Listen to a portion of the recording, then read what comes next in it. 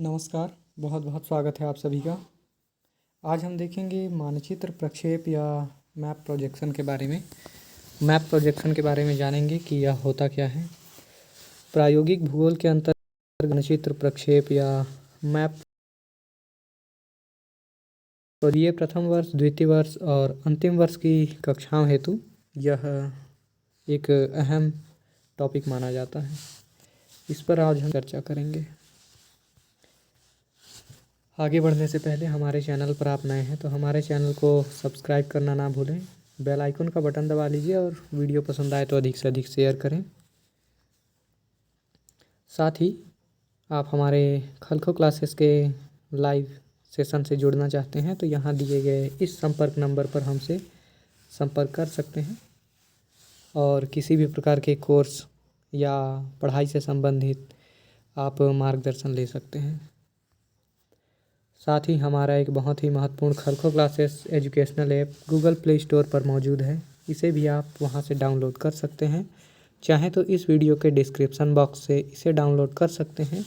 Video के description box में हमने इस वीडियो का लिंक दे रखा है।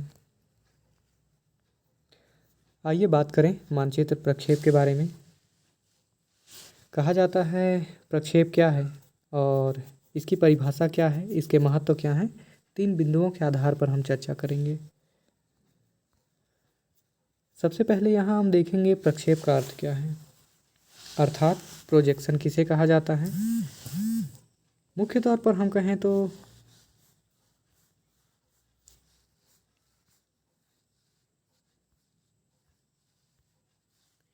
यहाँ मैंने मोबाइल को साइलेंट कर रखा है, बहुत सारी बाधाएं आ रही थी। अर्थ के बारे में अगर हम कहें तो कहा जाता है कि यह अंग्रेजी शब्द प्रोजेक्शन का हिंदी अनुवाद है और शाब्दिक अर्थ इसका देखें तो प्रकाश की सहायता से किसी पर्दे पर या कागज पर या समतल वस्तु पर किसी छायाचित्र को प्रकट करना ही प्रक्षेप कहलाता है। जैसे फिल्म का प्रदर्शन किया जाता है पर्दे पर।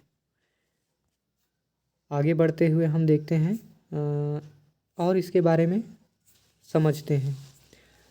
कहा जाता है भूगोल में ग्लोब रूपी पृथ्वी के अक्षांश एवं देशांतर के रेखाजाल की छाया को प्रकाश की सहायता से समतल सपाट कागज या कपड़ा पर या अन्य वस्तुओं पर प्रकट करने की विधि प्रक्षेप कहलाती है।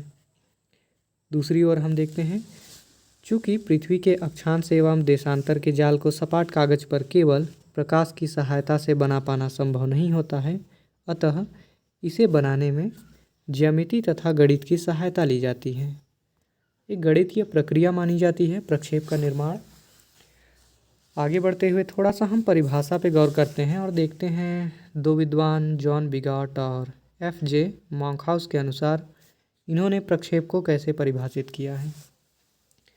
जॉन बिगॉट की परिभाषा को अगर हम देखें तो इनका मानना था कि ग्लोब की अक्षांश एवं देशांतरीय रेखाओं को कागज पर प्रदर्शित करने की विधि दरअसल मानचित्र कहलाती है, मानचित्र प्रक्षेप कहलाता है। यह था जॉन बिगॉट का परिभाषा। इसके इतर हम देखें एक और विद्वान F.J. मॉन्कहाउस का। F.J. मॉन्कहाउस के अनुसार इनका कहना है पृथ्वी के अक्षांश वृत्तों तथा याम्योत्तरों का जाल या रेखा जाल के रूप में समतल सतह पर प्रदर्शन मानचित्र प्रक्षेप कहलाता है। 2 विद्वानों की परिभाषाएं थी, याद रखेंगे आप। एक नज़र हम डालेंगे प्रक्षेप की आवश्यकताओं पर और इसके होने वाले महत्व उपयोगों पर। सिलसिलेवार तरीके से देखते हैं। कहा जाता है मानचित्रों की रचना का आधार अक्षांश एवं देशांतर रेखाओं का रेखाजाल होता है। दूसरा, इस रेखाजाल को प्रक्षेप द्वारा ही प्रकट किया जा सकता है। तीसरा, चूँकि पृथ्वी गोलाकार है एवं हमारा कागज सपाट व समतल है, इसलिए हम प्रक्षेप का उपयोग करते हैं, इसकी आवश्यकता पड़ती है। और आवश्यकता क्यों पड़ती है? इस गोलाकार पृथ्वी पर के अक्षांश एवं देशांतर के रेखाजाल को अनेक विधियों द्वारा कागज पर उतारने का एक प्रयास किया जाता है और यह प्रक्षेप के द्वारा ही संभव है। यही वजह है कि प्रक्षेप की आवश्यकता होती है और इसकी आवश्यकताओं में ही प्रक्षेप का महत्व छिपा हुआ है।